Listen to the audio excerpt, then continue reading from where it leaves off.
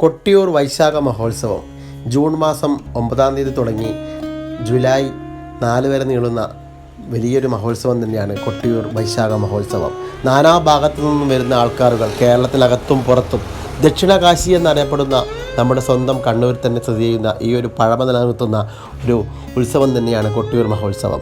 ഒരുപാട് ആചാരാനുഷ്ഠാനങ്ങൾക്ക് വിധേയമായ പഴയ പാരമ്പര്യത്തിൽ തന്നെ തനിമയോടെ നിലനിർത്തിക്കൊണ്ടുള്ള ഒരു പ്രത്യേക ഒരു അമ്പലം തന്നെയാണിത്. ശരിക്കും അമ്പലം എന്ന് പറയുകയാണെങ്കിലും അവിടെ പ്രതിഷ്ഠകളില്ല, സ്വയംഭൂവായ ശിവലിംഗമാണ്. അതുപോലെ തന്നെ ശരിക്കും പഴയ കാലത്തെ അനുസ്മരിപ്പിക്കുന്ന ഓല മേഞ്ഞ താൽക്കാലിക പുരകളും അതുപോലെ തന്നെ പഴയ ആചാരങ്ങൾ ഓലക്കുടയും എല്ലാം ഒരു പ്രത്യേക ഫീൽ തരുന്നതാണ്.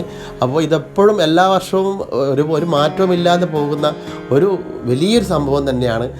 കേരളക്കാർക്ക് പുറമേയുള്ളവർക്കും എല്ലാം വന്ന് ആസ്വദിക്കാൻ പറ്റുന്നതാണ്. അപ്പോൾ നിങ്ങൾ തീർച്ചയായിട്ടും എല്ലാവരും വന്ന് ആസ്വദിക്കുക എന്ന് ഞാൻ പറയുന്നത്. ഭക്തി പുരസരം വന്ന് കാണാൻ വേണ്ടിയിട്ടുള്ള ഒരു അവസരം കൂടിയാണ് കൊട്ടിയൂർ വൈശാഖ മഹോത്സവം. ശരിക്കും ഇതിൻ്റെ ലൊക്കേഷനും കാര്യങ്ങളും പ്രത്യേകിച്ച് പറയേണ്ട ആവശ്യമില്ലല്ലോ. കണ്ണൂരിൽ ഇറങ്ങിയിട്ടാകുമ്പോൾ ഇഷ്ടംപോലെ ബസ് സർവീസുകളുണ്ട്, KSRTC അതുപോലെ പ്രൈവറ്റ് ബസ്സുകളിലുണ്ട്. അപ്പോൾ എല്ലാവരും വന്ന് കണ്ട് പോവുക എന്നാണ് ഞാൻ പറയുന്നത്. ദക്ഷയാഗം നടന്ന ഭൂമി എന്ന് പരാമർശമുണ്ട്.